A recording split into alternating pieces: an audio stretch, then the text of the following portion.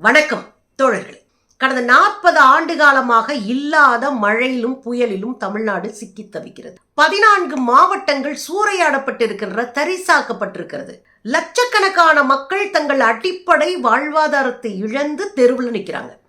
கண்ணீரும் கம்பளையுமாக தெருவிலே நிற்கிறாங்க. அரசு ஒரு பக்கம் அவர்களை மீட்பதற்கான போராட்டத்தை செய்து கொண்டிருக்கிறது, இன்னொரு பக்கம் ஒன்றிய அரசு வேடிக்கை பார்த்து கொண்டிருக்கிறது. வழக்கமாக தான் செய்வாங்க. தமிழ்நாடு வெள்ளத்திலையோ மழையிலையோ புயல்லையோ தவிச்சிட்டு இருந்தாங்கன்னா மோடி வேடிக்கை பார்ப்பார். இதே குஜராத்தில் வெள்ளம் அப்படின்னு உடனே அந்த மீட்பு குழுவினுடைய தலைவரா மோடியே இருப்பார். ஆனால் அவர் பிரைம் மினிஸ்டர். குஜராத்துக்கு மட்டும்தான் அவர் பிரைம் மினிஸ்டர். குஜராத்தில் மழைனா அந்த மீட்பு கமிட்டியினுடைய தலைவரா இவரே இருப்பார். 1000 கோடி ரூபாயை உடனடியே ரிலீஸ் பண்ணுவார். ஆனால் தமிழ்நாடு கடந்த 2015 இருந்து நாம கேட்டுக்கிட்டே இருக்கோம் நிவாரணம், இன்ன வரைக்கும் தந்தபாடு இல்லை. ஒட்டுமொத்தமாக பல புயல்களையும் பல வெள்ளங்களையும் கடந்து கடந்த 10 ஆண்டுகளாக மோடி அரசு தமிழ்நாட்டை திட்டமிட்டு வஞ்சிக்கிறது. மோடி அரசு தமிழ்நாட்டை திட்டமிட்டே ஒதுக்குகிறது. தமிழ்நாட்டை வஞ்சனையோடு அணுகுகிறது. நீங்க பாத்தீங்க அப்படின்னா 43,993 கோடி கடந்த 10 ஆண்டுகள்ல கேட்டிருக்கோம். ரவுண்டா 44,000 கோடின்னு வச்சுக்கோங்களே. ஆனா அவங்க கொடுத்தது 1,700 கோடி. என்ன நடக்குது இந்தியால? வாரி வாரி வரி என்ற முறையில உற்பத்தி செஞ்சு வரியை கொண்டு போய் குவிச்சிட்டு இருக்கோம் லட்சக்கணக்கான கோடிகளை. ஆனா நமக்கு அள்ளி கொடுக்கறது பிற கிள்ளி கூட கொடுக்க மறுக்கிற ஒரு ஒன்றிய அரசை நம்ம பார்க்கிறோம். தேர்தல்னு வந்துருச்சுன்னு வச்சுக்கோங்களே, முதலா வந்து நிப்பாரு மோடி. தேர்தல்னு வந்துட்டா ஒரே மாசத்துல 8 தடவை வருவாரு, 10 தடவை வருவாரு. ஆனா தமிழ்நாட்டில் வெள்ளத்தில் மாட்டிக்கிட்டோம், புயல்ல மாட்டிக்கிட்டோம், பேர் அழிவுல சிக்கியிருக்கோம் அப்படின்னா லாங் ஷாட்ல உட்காந்து வேடிக்கை பார்ப்பார். எப்படி மணிப்பூரை வேடிக்கை பார்க்கிறாரோ, எப்படி உத்தரப்பிரதேசத்தினுடைய இனப்படுகொலையை வேடிக்கை பார்க்கிறாரோ, அதுபோல தமிழ்நாட்டில் நடக்கிற பேரிடர்களை எல்லாம் வேடிக்கை பார்த்தவர் தான் மோடி. போன பேரிடருங்க தூத்துக்குடி, தென்காசி, அங்க இருக்கிற திருநெல்வேலி மாவட்டம் அம்பட்டு வெள்ளத்துக்குள்ள அழிஞ்சு போய் கிடந்தது. இங்க எம்பிக்களும் எம்எல்ஏக்களும் மந்திரிகளும் அங்க போய் தண்ணியா கடந்து போராடிட்டு இருந்தாங்க. ஆனா குச்சமே இல்லாம நம்ம கேட்ட பணத்தையும் கொடுக்கல, என்ன நடக்குதுன்னு கூட வந்து பார்க்கல. நிர்மலா சீதாராமன் அம்மான ஒரு 3-4 நாள் கழிச்சு அனுப்பி விட்டுட்டு அவ்வளோ ஒரு உருட்டிட்டு இருந்துச்சு இந்த கும்பல். ஆனா அதுக்கு அடுத்து 2024 நாடாளுமன்ற எலெக்ஷனுக்கு தமிழ்நாட்டுக்கு ஒரே மாசத்துல 9 தடவை வர்றாரு மோடி. இதுதான் அவருடைய வேலை. இதுல கூடுதல் தகவல் என்ன தெரியுங்களா? நேத்தெல்லாம் உணவு இல்லாம, தண்ணி இல்லாம, டாய்லெட் ஃபெசிலிட்டி இல்லாம, பால் இல்லாம மக்கள் அவதிப்படும் போது தேடி தேடி தேடி தொண்டு செய்கிறவர்களும் அரசியல் கட்சிகளும், எதிர்கட்சியா இருந்தா கூட ஒரு பால் பாக்கெட்டை கொண்டு போய் கொடுத்தானுங்கன்னு வச்சுக்கோங்களேன். உள்ள போய் ஏதோ ஒண்ணு செஞ்சிட்டு இருக்கும் போது சினிமா பார்த்து கொண்டிருந்தார் மோடி. யாரு? சினிமா பார்த்து கொண்டிருந்தார் மோடி. அப்படி என்ன படங்க பார்த்தாரு அப்படின்னா, தி சபர்மதி ரிப்போர்ட் அப்படின்ற படத்தை பார்க்கிறார். இந்த சபர்மதி ரிப்போர்ட்ன்றது வேற ஒன்றும் இல்லை, குஜராத்துடைய இனப்படுகொலை. அதை ஒரு படமா எடுத்திருக்கிறாங்க. அந்த படத்தை தான் இன்னைக்கு எல்லா மந்திரியும் உட்கார்ந்து நேற்று பார்த்துருக்காங்க. தமிழ்நாடு அழிஞ்சு போய் கிடக்கு, தமிழ்நாடு மீள முடியாத துயரத்துல இருக்கு, கண்ணீர்ல இருக்கு, கவலையில இருக்கு. ஆனா எந்த கவலையும் இல்லாம ஒரு நாட்டினுடைய பிரைம் மினிஸ்டர், ஒரு நாட்டினுடைய தலைவர் குச்சமச்சலமா சினிமா பார்த்துட்டு வந்திருக்காரு அவருடைய இன அழிப்பு செய்த வரலாறு. இதுல என்னன்னா, காவிகள் ஒரு படத்தை எடுக்க போறாங்கன்னா கவனமா இருக்கணும். அந்த படத்தை வச்சு ஏதோ உள்குத்து வேலை பார்க்க போறாங்க, திசை திருப்ப போறானுங்க, அதை காலி பண்ண போறாங்கன்னு அர்த்தம். சபர்மதி எக்ஸ்பிரஸ்னா என்ன அர்த்தம்? அங்க குஜராத்ல கலவரம் நடக்கிறதுக்கு சபர்மதி எக்ஸ்பிரஸ்ல வந்தவங்க தானே கொன்னாங்க. கிட்டத்தட்ட 59 பேர் இறந்தாங்க. 59 பேர் இறந்ததுல ஒரு 6-7 பேர் கரசேவர்கள், மற்றவங்களாம் சாமானிய பொதுமக்கள். உள்ள இருந்தே தீய வச்சு இந்த மக்களை கொன்னுபிட்டு இந்துக்களை கொன்னுட்டாங்க, இஸ்லாமியர்கள் பழிய தூக்கி அவங்க மேல போட்டு அந்த இடத்துல இல்லாத இஸ்லாமிய தலைவர்களாம் அரெஸ்ட் பண்ணி உள்ள போட்டுட்டு இஸ்லாமியர்களை இன அழிப்பு செய்து கொன்று குவிச்சு திட்டமிட்ட ஒரு ஜினோசைடை செஞ்சு முடிச்ச கும்பல் தான் இது. அதனாலதான் அமெரிக்காக்காரன் மோடியை பிரைம் மினிஸ்டர் ஆகிற வரை உள்ள விடல. மோடி வந்து அனுமதிக்கப்படலை. நீங்க ஒரு இன அழிப்பு செஞ்சீங்க, அதனால நீங்க உள்ள வரக்கூடாதுன்னு மோடிய அமெரிக்காக்குள்ள கால் வைக்க விடல. இந்த கேடுகட்டத்தனத்தை செஞ்சுட்டு அதையே ஒரு படமா எடுத்துட்டு தமிழ்நாடு தத்தளிச்சிட்டு இருக்கும் போது அதை பற்றி கொஞ்சம் கூட அன்போடு கருணையோடு பார்க்க வேண்டிய ஒரு தலைவர் சினிமா பார்த்து கைதட்டி சிரிச்சிட்டு வந்திருக்காருன்னா இவரெல்லாம் தமிழ்நாட்டுக்குள்ள வரவிடலாமா? தமிழ்நாட்டுல சங்கிகளை அரசியல் செய்ய விடலாமா? அதைத்தான் இன்னைக்கு சம்பவம் பண்ணி இருக்கிறாங்க நம்முடைய எம்பிஸ். நாடாளுமன்றத்துல அடிச்சு ஓட விட்டுருக்காங்க இந்த சங்கி கும்பலை, காவி கும்பலை கதற விட்டுருக்காங்க நாடாளுமன்றத்துல.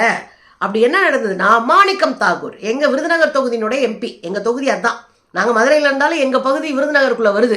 நாங்க 5000 ரூபாய் செலவழிச்சு ஓடி போய் ஓட்ட போட்டு வரோம் அப்படின்னா நமக்கான குறைந்தபட்ச ஆட்கள் நம்ம கூட இருக்கணும்னு தான் இன்னைக்கு வச்சு வெளுத்திருக்காரு. நாங்க தண்ணியில நிற்கிறோம், எங்களுக்கு ₹1 காசு கொடுக்கல. ஒவ்வொரு முறையும் நாங்க கேட்கும் போதெல்லாம் கையை விரிச்சிட்டு இந்த வெறும் பாக்கெட்டை காமிச்சிட்டு நிக்கிறீங்க.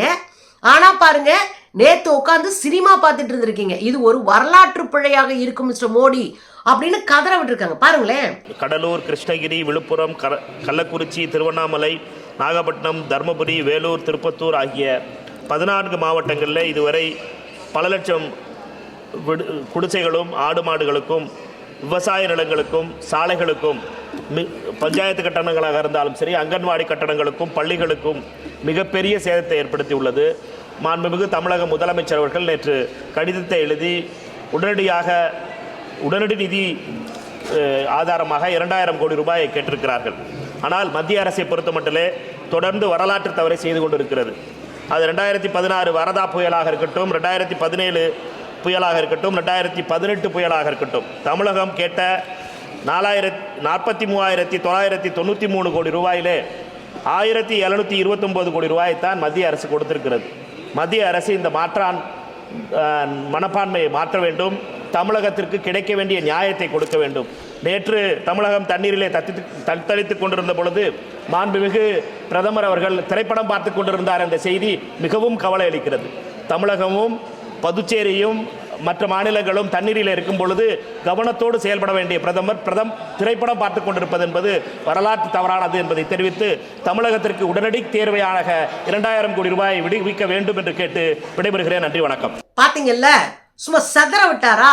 அடுத்து மதுரை எம்பி வெங்கடேசன் சும்மா அடிச்சு மூஞ்சிலே பஞ்ச போட்டு ஓட விட்டுருக்காங்க. நீங்க புதுசா புதுசா புதுசா ஏதாவது ஒன்று செஞ்சு மக்களை வம்புல மாட்டி விடுறது. ஸ்டெர்லைட்ல போராடியே எங்க மக்கள் 13 பேர் செத்து போய் 100கணக்கான குடும்பங்கள் அடிபட்டு உளவியல நொந்து போயிருக்காங்க. அந்த ஸ்டெர்லைட்டை காப்பாத்தி அதை தூக்கி வெளியே அனுப்பிட்டு மண்ணை காப்பாத்தவங்களையும் நம்ம ஆளுங்க பட்டப்பாடு கொஞ்சம் நெஞ்சம் கிடையாது. இப்ப திடீர்னு வந்துட்டு அரிட்டாபட்டியில போய் உட்கார்ந்துக்கிட்டு நாங்க புதுசா சுரங்கம் தோண்ட போறோம், நாங்க டங்ஸ்டன் சுரங்கம் தோண்ட போறோம், நாங்க அதை என்னத்துக்குன்னு கேட்கிறேன். அரிட்டாபட்டி மிகப்பெரிய தொல்லியல் ஆய்வுக்கான இடங்க. அரிட்டாபட்டியில தான் முதல்ல பழைய கால ரோமோட நாம இருந்த வணிக தொடர்புக்கான ஆதாரங்கள் கிடைச்ச இடம்.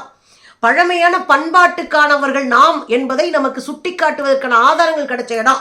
இப்ப இது பூரா மொத்தமா குழி தோண்டி புதைச்சிட்டு நம்முடைய பண்பாட்டையும் தமிழர்களினுடைய வாழ்வியலையும் மொத்தமா காலி பண்றதுக்கான வேலையை பார்த்துட்டு இருக்கு இந்த கும்பல்.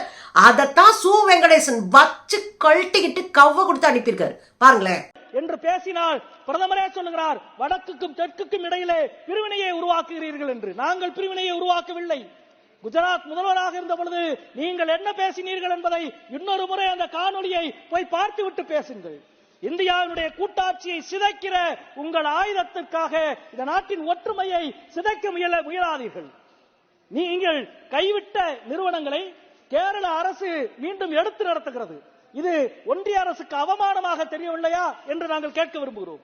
அதே போல நிதியமைச்சர் அவர்களே, அதிக வருமானத்தை ஈட்டிக் கொடுக்கிற மாநிலம் தமிழ்நாடு. ஆனால் இந்த 10 ஆண்டுகளில் நீங்கள் தமிழ்நாட்டை வஞ்சித்த விதம் ஒன்றா இரண்டா? இன்றைக்கு வரை எய்ம்ஸ், மதுரை எய்ம்ஸினுடைய நிலை என்ன? இன்றைக்கு காலையில் எங்கள் அருமை நண்பர் மாணிக்கம் தாகூர் அவர்கள் கேட்ட கேள்விக்கு அமைச்சர் அவர்கள் இன்று காலையில் சொன்ன பதில் என்ன? நிலம் கையகப்படுத்துவதிலே தாமதம், ஜெய்காவுடைய ஒப்பந்தத்தில் தாமதம், கோவிட் காரணம் என்று வரிசையாக அடுக்குகிறீர்கள். இந்த காரணங்கள் எல்லாம் இமாச்சல பிரதேசத்தின் எய்ம்ஸுக்கு ஏன் பொருந்தவில்லை? இந்த காரணங்கள் எல்லாம் நீங்கள் ஆட்சி நடத்துகிற மாநிலத்தில் உருவாக்கப்பட்ட எய்ம்ஸுக்கு ஏன் பொருந்தவில்லை? உங்களது நோக்கம் எய்ம்ஸுக்கு நிதி தராமல் இழுத்தடிப்பது மட்டுமல்ல, தமிழ்நாட்டை வஞ்சிக்க வேண்டும் என்ற ஒற்றை புள்ளிதான். மதுரை நெய்ப்பர் இன்றைக்கு வரை கிடப்பிலே இருக்கிறது. வரிசையாக எங்களால் அடுக்கிக் கொண்டே போக முடியும். 2 பெரும் வெள்ளத்தால் மூழ்கி கடந்த தமிழ்நாட்டுக்கு 1 பைசா நிதியை கூட இப்பொழுது வரை கொடுக்க மாட்டேன் என்று விடாப்பிடியாக நிற்கிறீர்கள். வெள்ளத்திலே வெள்ளம் வடிந்து விட்டது. ஆனால் உங்களுடைய வஞ்சக அரசியல் வடியவில்லை. தமிழக மக்கள் ஒருபோதும் அதை மன்னிக்க போவதில்லை. இந்த நிதிநிலை இந்த வெள்ளை பேப்பரிலே இருக்கிற அனைத்து சாராம்சத்தையும் எடுத்துக்கொண்டால் இறுதியாக எழுத்தாளர் அருந்ததி ராயினுடைய புகழ்மிக்க மேற்கோளை இங்கே நான் சுட்டிக்காட்ட வேண்டும் என்று நினைக்கிறேன். இந்தியாவை 2 பேர் விற்றுக் கொண்டிருக்கிறார்கள், 2 பேர் வாங்கிக் கொண்டிருக்கிறார்கள். அந்த 4 பேர் யார் என்பதை நாடு அறியும். அந்த 4 பேர் யார் என்பதை 140 கோடி மக்கள் அறிவார்கள். அந்த 4 பேரின் கூட்டணியை உடைத்து இந்தியா வெல்லும். பாத்தீங்கல்ல, கதற விட்டுட்டு இருக்கிறாங்க நாடாளுமன்றத்திலே எம்பிக்கள் எல்லோரும் பேசுகிற போது நாங்கள் முதல் கட்டமாக 2000 கோடி கேட்டிருக்கோம், உடனே எங்களுக்கு அதை விடுவீங்க. அதுக்கப்புறம் பாண்டிச்சேரி 500 கோடி முதல்ல அவங்களுக்கு கொடுங்க, அது ஒரு குட்டி ஸ்டேட்டு, தமிழ்நாடு பெரிய ஸ்டேட்டு, அதெல்லாம் 2000 கோடி உடனடியாக விடுங்கன்னு சொல்லிட்டு சிறப்பு விவாதத்தை செய்வதற்காக நேத்தே எல்லா கட்சிகளும் எழுதி கொடுத்துட்டு இன்னைக்கு அதன் மீது விவாதம் நடத்தினா பெரிய பெரிய கட்சியினுடைய தலைவர்கள் மந்திரிங்கெல்லாம் கொட்டாவி விட்டு படுத்துட்டு வீட்டுல கிடக்க, நம்ம மக்களினுடைய கண்ணீரையும் துயரத்தையும் போய் அங்க சொல்லி எங்களுக்கு காசை கொடுங்கயா அப்படின்னு நம்மளுக்கு அடிச்சு ஆடுறாங்க. இந்த கும்பல் சினிமா பார்த்துட்டு கொட்டாவி விட்டுட்டு இருக்கு. அப்படியா கொட்டாவி விடுறீங்கன்னு? நாம அடிச்ச அட்டி ஒன்னொன்னு இட்டி மாதிரி விழுந்திருக்கு. தமிழ்நாட்டு மக்களினுடைய துயரம் இந்த ஆட்டுக்குட்டிக்கும் தெரியாது, ஆட்டுக்குட்டி ஜால்ரா அடிக்கிறவங்களுக்கும் தெரியாது. காவிகள் நம்ம எல்லாம் வெறும் ஒரு ஓட்டா தான் பாக்குறானுங்க, மனுஷனா பார்க்கல.